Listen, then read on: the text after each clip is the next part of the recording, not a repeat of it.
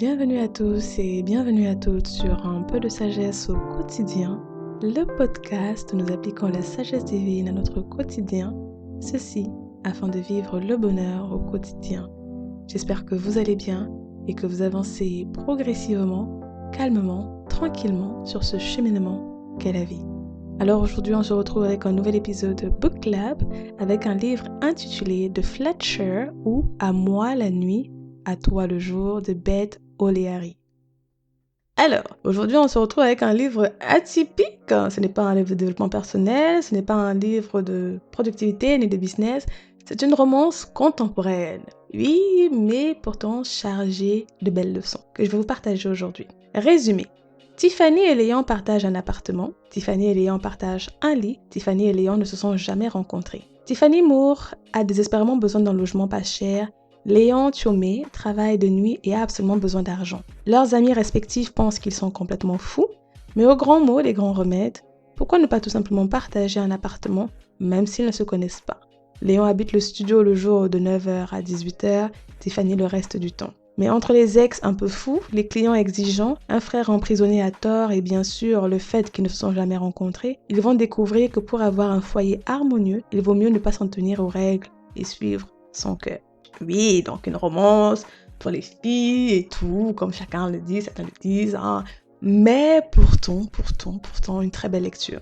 Le scénario atypique est commun au final, hein. On partage le même lit, une situation un peu bizarre. Oui, on sait, moi j'aime bien. Mais, l'histoire ne se résume pas à ça. Et j'ai été franchement étonnée.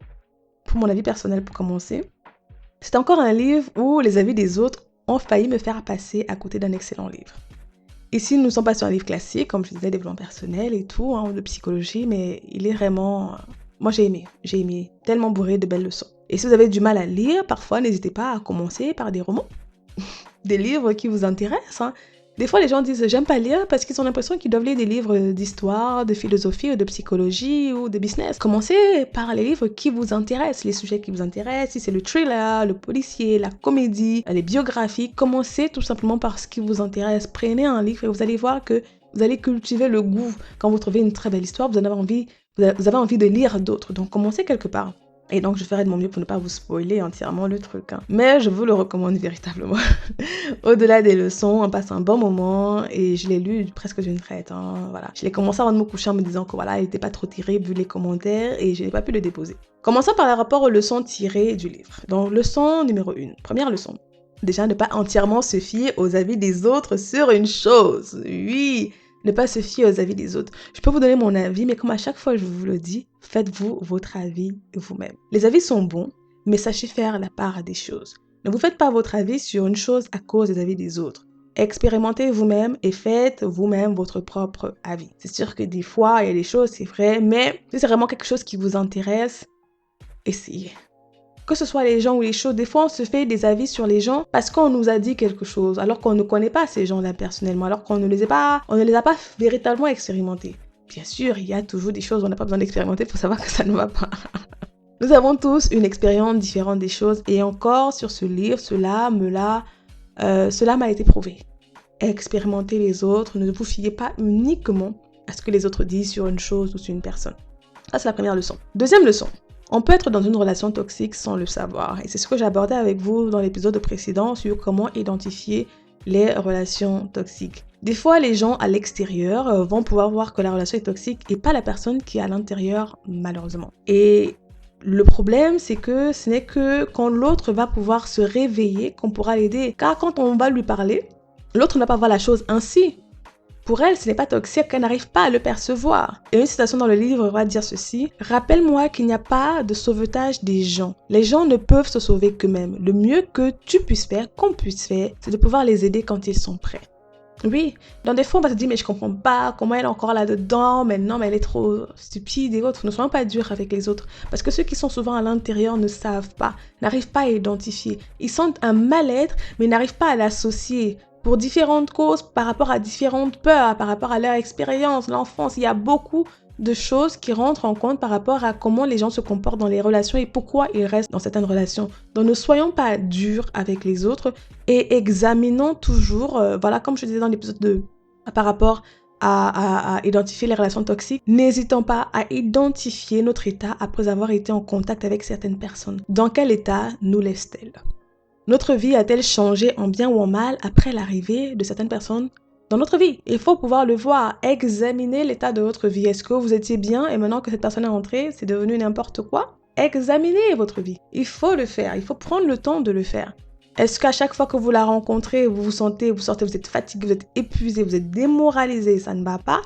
Examinez. Ça va être une idée, un lien, un indice sur l'état de cette relation. Ça veut dire qu'elle n'est tout simplement pas bonne pour vous. Peut-être que la personne, elle est bonne, mais tous les deux ensemble, vous n'êtes pas bons ensemble. Et c'est ce qu'on va voir par rapport à l'histoire, un petit peu le passé Encore on parle des ex, un petit peu fou. C'était assez intéressant de voir cela. Leçon numéro 3.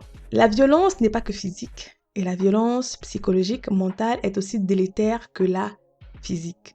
Oui, comme je disais, des fois, on associe uniquement, dans l'épisode précédent, on associe uniquement la violence, la toxicité d'une relation à la violence physique. Et pourtant, la violence mentale est réelle, tout aussi délétère.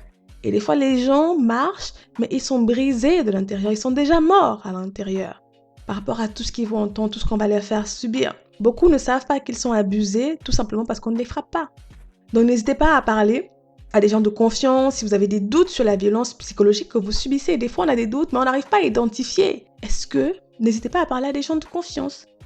Une des notes que j'ai prises dans mon journal, j'ai noté ceci. C'est au fur et à mesure de l'histoire du travail, donc l'héroïne à un moment donné prend un thérapeute, lors de son travail avec sa thérapeute, que Tiffany, l'héroïne se rend compte que certes, elle n'a pas été abusée physiquement par son ex, mais elle a été abusée mentalement sans s'en rendre compte.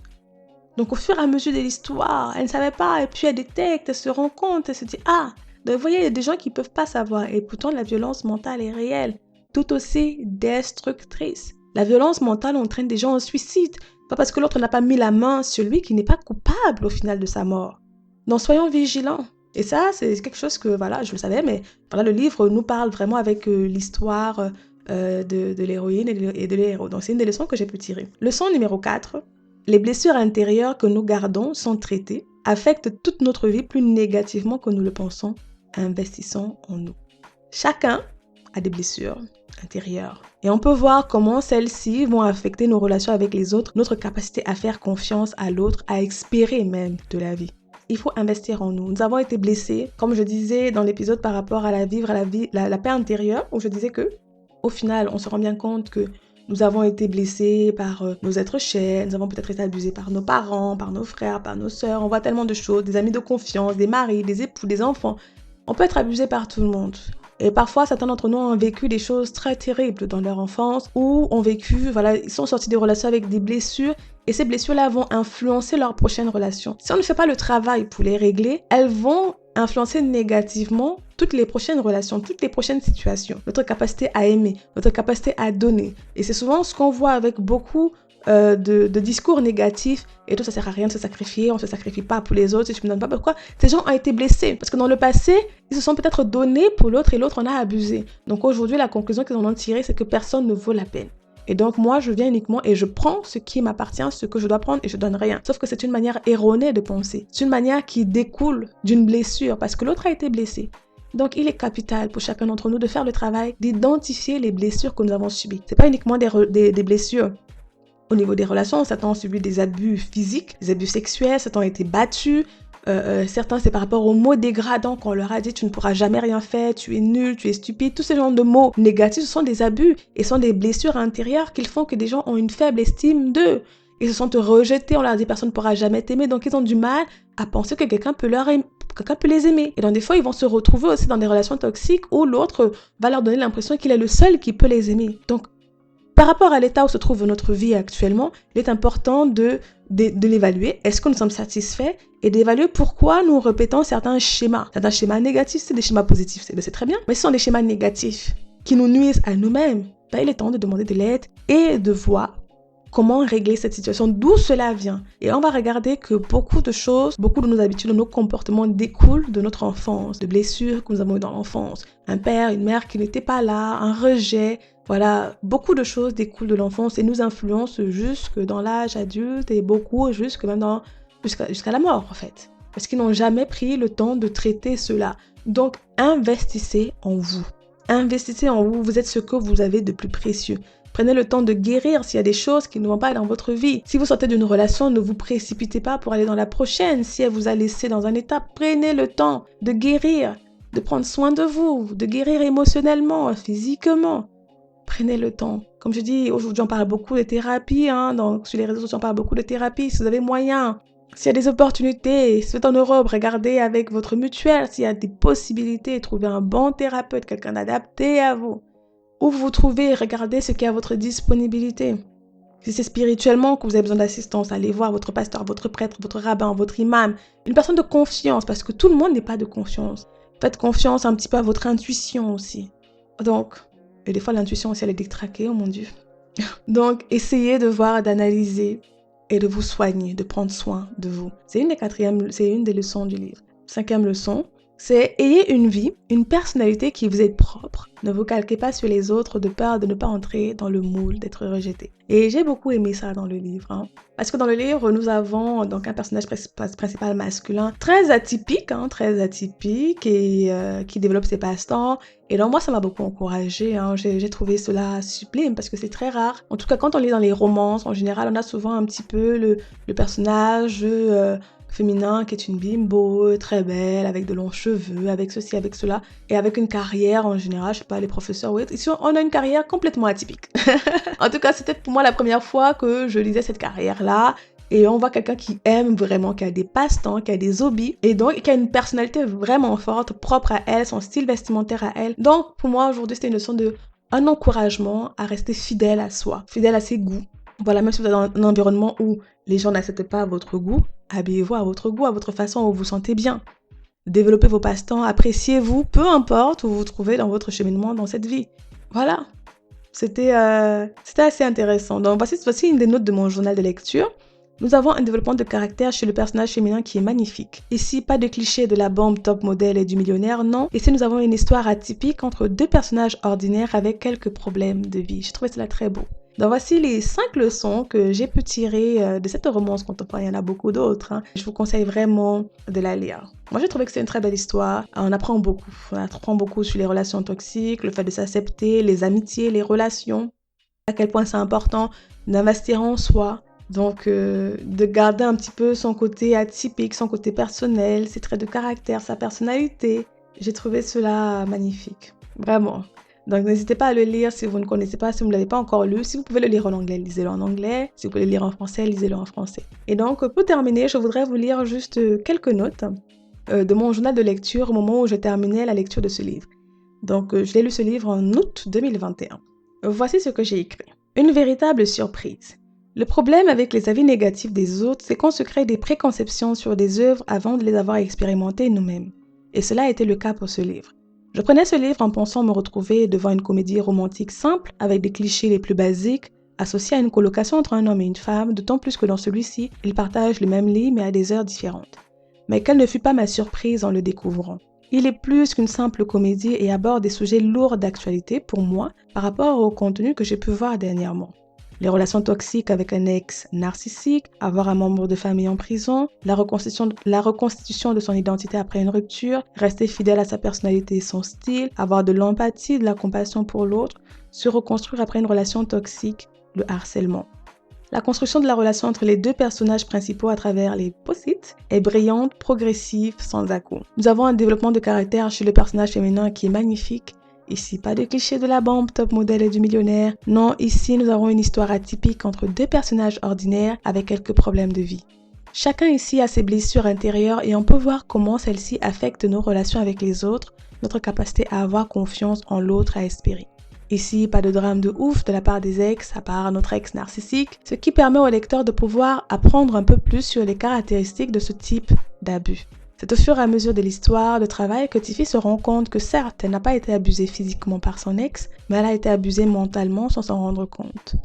L'histoire est vraiment belle, Tiffy aime son travail qui ne lui fait pas rouler sur de l'or, les personnages secondaires et leur rapport à l'histoire tiennent la route, ce n'est ni trop ni pas assez. Et bien sûr, on a un happy ending à la fin. Bien évidemment, j'ai retiré les parties spoilers pour éviter de vous gâcher le truc. Donc n'hésitez pas à le lire. Un très beau livre rempli de pas mal d'histoires par rapport aux relations, l'identité personnelle. Donc voilà pour nous pour aujourd'hui. Si je peux résumer les leçons tirées du livre, donc j'ai dit en première leçon, ne pas se fier entièrement aux avis des autres sur une chose ou sur quelqu'un.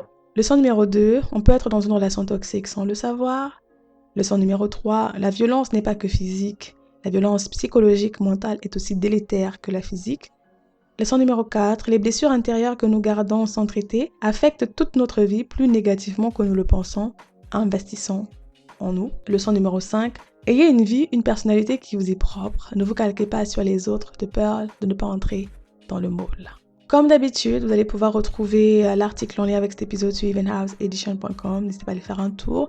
Vous pouvez télécharger le guide pour vous créer vos propres objectifs personnalisés afin d'avoir du succès dans votre vie. Dites-moi si vous avez lu le livre ou pas encore, ou si mon avis vous a donné envie. N'hésitez pas, j'aimerais bien avoir votre avis à vous sur l'histoire. J'ai beaucoup aimé. Et sur ce, je vous dis donc à la prochaine. Prenez soin des vôtres, prenez soin de vous et que Dieu vous bénisse. Ciao!